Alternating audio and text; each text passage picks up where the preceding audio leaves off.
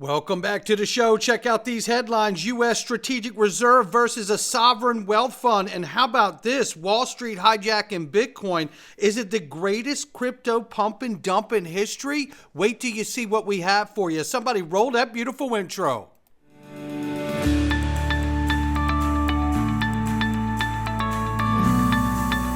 Digital Perspectives with Brad Kimes. Come on in.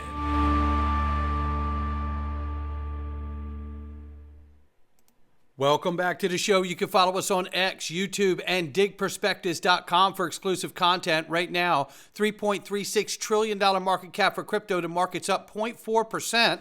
That's nice to see. Bitcoin, 97,900 plus. Ethereum, 2,700 plus. XRP at the number 3 spot, 273. We're up 4.6 on the 24. We're up 11.5 on the 7-day. I love seeing the top three all green right here. Love seeing that. Yeah, it's nice. Let's look at the range of price. Ranging between 257 and 274. XRP's out for a little jog this morning. What could it mean? We got a chart to see before we get out of here, but I want to show you this first. This right here is where you can go to my video on regular YouTube. You pull up a video, you go here, you click the more button, and then it unfolds. Because now you can join the Freedom Zone easier than ever. You could join the Patreon Freedom Zone that we have, or you could join the YouTube version. Just hit join on your YouTube page when you go to my videos. Click the join button and you're in. And you get the same content in either one. This is just a matter of convenience. And we're doing this because we've had people reach out about it. And I also found out that if my members are in there and I have a censorship issue on my public side of the YouTube channel, it should not mess up the member side inside of the YouTube. But nonetheless, you get all the daily videos, 0 Google ads, and extra content as well. No doubt about it. Make sure you join. That is a great hang inside of there. I love the stuff we cover. Now, I won't get my needle stuck on this, I promise you. But I'm just highlighting this before we go on to the incredible stuff we need to cover today. XRP-DRs were created to help the Depository Trust Clearing Corporation settle $2 quadrillion every year. Now, that is right here. XRP-DRs, very quickly, are a securities product that has been created on top of the asset XRP. And it was created so that they could be eligible for clearing and settlement inside the DTCC and that $2 quadrillion a year. But not approved yet, as it said, but it's eligible to be eligible for that. Now, I want to go back to this very quickly because I want to show you this. DTC highlights the path to digital asset adoption, the DTC Digital Launchpad. Well, as a part of the active pursuit of the transformative potential digital assets, we're partnered with the Japan Securities Clearing Corporation, JSCC, to spearhead a groundbreaking proof of concept on our digital launchpad focused on central counterparties receiving collateral deposits across a diverse range of products. Well, I asked Grok, will the Japanese Securities Clearing Corporation use XRP-DRs like the DTC is intending to? Grok 3 says, in short, while the JSCC has the technical and operational capacity to handle XRP-DRs similarly to the DTCC, it is not currently positioned to do so without further market and regulatory steps. Listen to this. It's a plausible future possibility rather than a present reality. Lock in, everyone. Lock in. This is a reminder right here that the first spot XRP ETF in the world happened, and it launched in Brazil. And bom dia from Brad Garlinghouse right here. Love seeing that. Super exciting. The SEC further working to pause their cryptocurrency enforcement cases with imminent deadlines, which is partly why the securities regulator hasn't yet paused its lawsuit against crypto firms like Ripple and Kraken. Remember, we have updates coming, I think, in April for Ripple and then in March for Kraken, I think, or vice versa. But either way, in the next month or so, month or two, we're going to see those little court dates come through for the appellate court. And I think if we're going to see something happen to pause either of these two cases, it'll be at those next two dates that are pertinent in March and April. So we'll watch those for sure. But the SEC has absolutely made it clear that they're backing off because we know we're going to get legislation. Now, the SEC filed a motion to dismiss its appeal middle of a ruling and effort to apply its dealer rule on crypto and DeFi users. Again, remember, Choke Point 2.0, the suppression of the crypto industry and debanking crypto holders, all of this suppression that's happened, it's happening in many different forms. It's not just the SAB 121 rule, right? That's been rescinded as well. But this here is what we're looking at. And basically what this is there was an appeal filed last month, basically that said the SEC's dealer rule that it voted to adopt back in January of last year was not fair and it needed to be done with, right? So the dealer rule sought to require liquidity providers in crypto with over $50 million in capital to comply with federal securities laws, also including those in DeFi. So this was another way that the SEC was pinning down anyone that was a large player in this space, because you would have to comply with securities laws. And if you did that, then that is your admission through your actions that you are selling securities. What a bully move right here. So we're glad that the SEC voluntarily dismisses the appeal in the case to push the dealer rule on crypto and DeFi. Another step in the right direction as we wait for Paul Atkins to be confirmed. This is more good news, as the SEC acknowledged the filing of Wisdom Tree and Canary Capital's spot XRP ETF. Again, another batch of spot XRP ETFs under review. The 240-day window is under countdown right now. And if all of these spot XRP ETFs are approved, we're going to see a wave of liquidity rush in. Remember, these ETFs are for retail investors, high-end investors, to get access to this market and these assets like XRP without actually having to hold it. A lot of people are not turned on about these passwords and seed phrases and all of this stuff. It's very complicated and intimidating. It can be scary for people. So this is a way for them to get all of that exposure under the regulatory protection of a securities product, knowing they don't have to hold the asset and still get the exposure to it.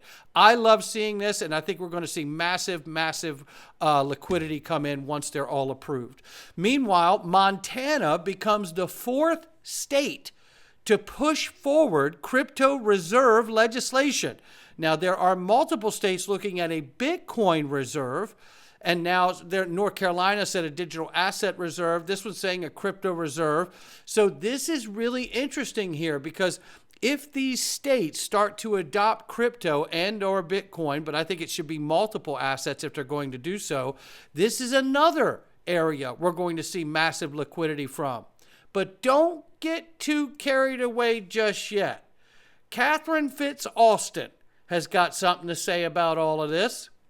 I'm sorry, Catherine Austin Fitz. I always turn her name around. Sorry about that, Catherine. Well, she's an investment banker, and she's worked around politics and economy for a very long time. And what she's saying is that Bitcoin is the largest Ponzi scheme in the world. And essentially what she's saying is that the adoption of all these state Bitcoin reserves or sovereign wealth funds are being created around the world to entice even more money into Bitcoin. So the largest minority holders, or the largest holders, which are a minority, like 2%, wallets hold the majority of the Bitcoin, they say, and you'll hear her say it. And basically what she's saying here is that the adoption of these sovereign wealth funds and strategic reserve funds around the world and state to state and all of this is just to get the biggest whales of Bitcoin exit liquidity so they can begin to get out. And when they get out, they're going to get out by getting gold and land and hard assets. So take a listen to this clip. Pretty interesting. If she's right, what she's saying is that all of the introduction of these reserves and sovereign wealth funds to add Bitcoin would be nothing more than a giant Jim Cramer move of being able to manipulate the masses into giving the large whales their exit liquidity to get into hard assets. Why would anybody want to talk federal and state governments into buying all this Bitcoin? Now, you and I have been talking about what's going on in the world. We know that what states need to do, number one, is invest in science and technology. Invest in ending chronic illness among children so those children can grow up and have high IQs and lead us in science and technology and make sure we have as many smart engineers as China, right? We know we need to invest in reindustrializing in our country because trade economics are changing. And now it's much more attractive to do things locally or regionally that we used to ship in from abroad.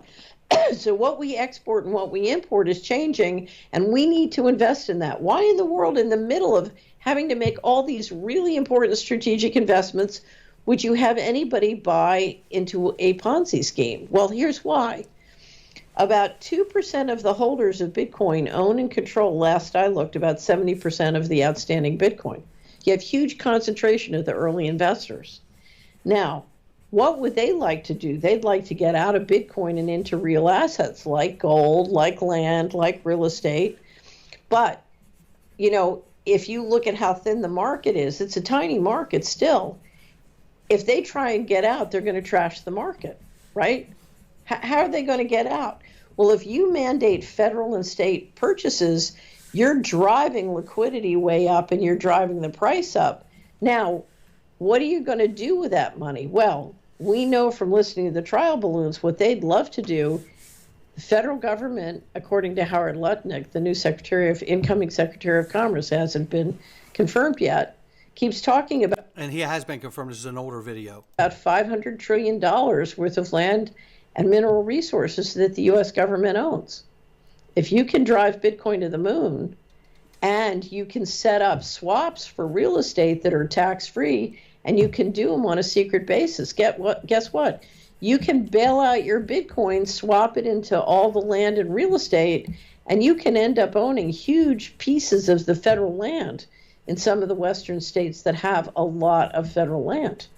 So you get the point being made here. Now, I have always said, if we see the adoption state level, federal level of Bitcoin on any measure, and they do not reveal who the Satoshis are, and we know that they know who they are, then I'm convinced that Bitcoin is a government psyop to serve as a financial band-aid for the transformation to the new digital on-chain economy, just as his gold is underpinning any transformation of a monetary system in the history of mankind.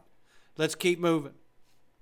Howard Lutnick, the United States Secretary of Commerce, has been confirmed, and he said President Trump wants to abolish the IRS. Well, you should hear him say it right here. Think about it. Donald Trump announces the External Revenue Service, and his goal is very simple. His goal is to abolish the Internal Revenue Service and let all the outsiders pay. I mean, this is someone who is focused on America.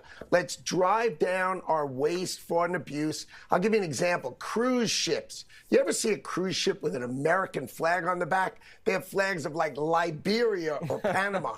None of them pay taxes. None of them pay taxes. Every super tanker, none pays taxes.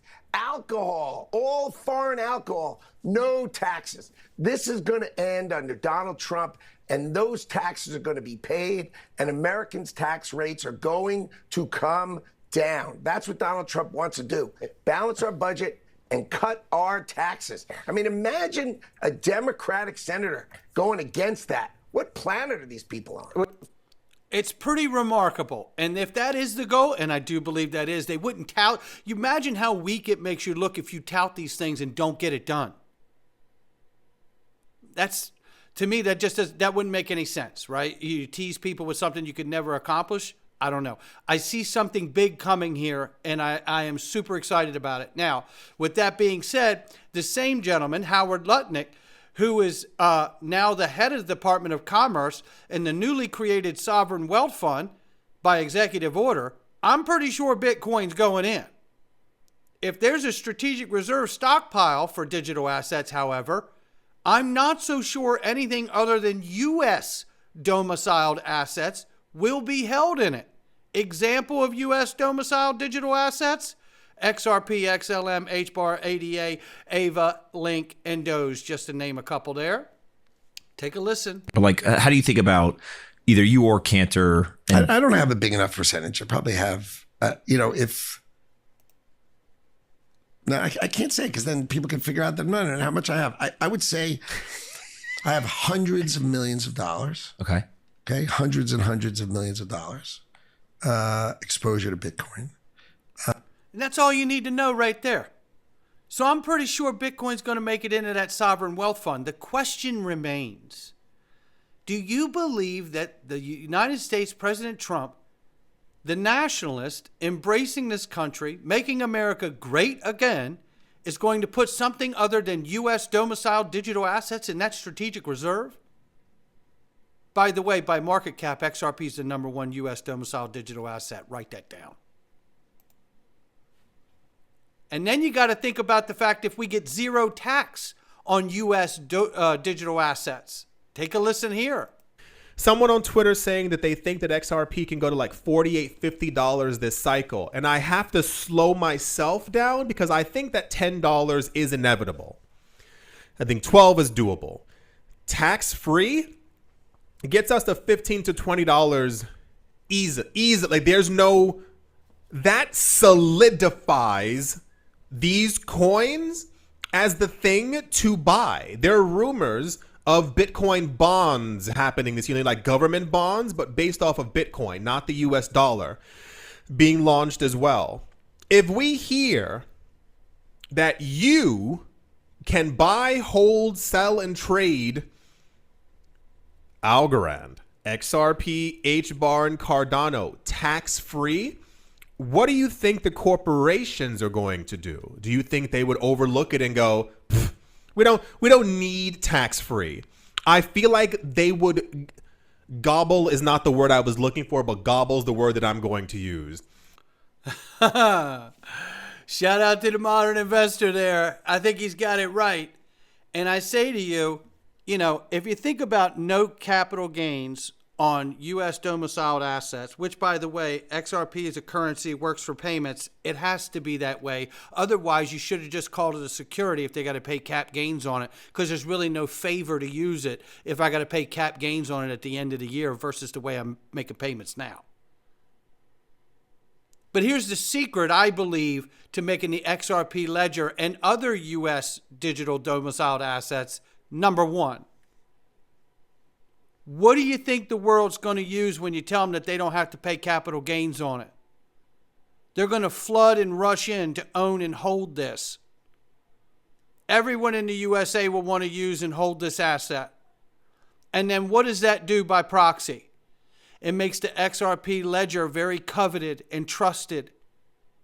And it instantly draws the world and the United States and every citizen to want to hold some and be a part of it, just based on that fact alone.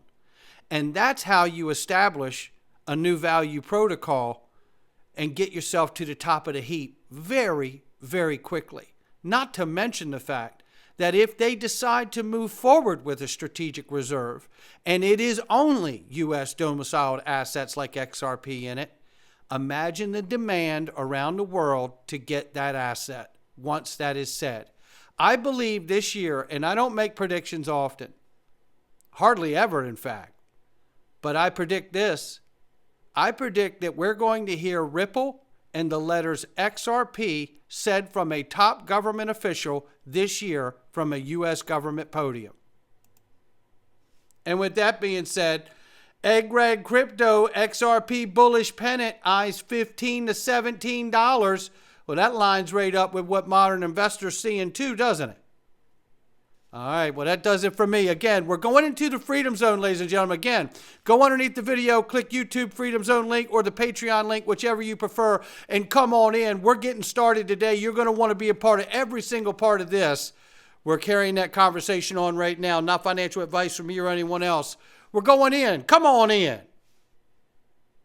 All right, welcome.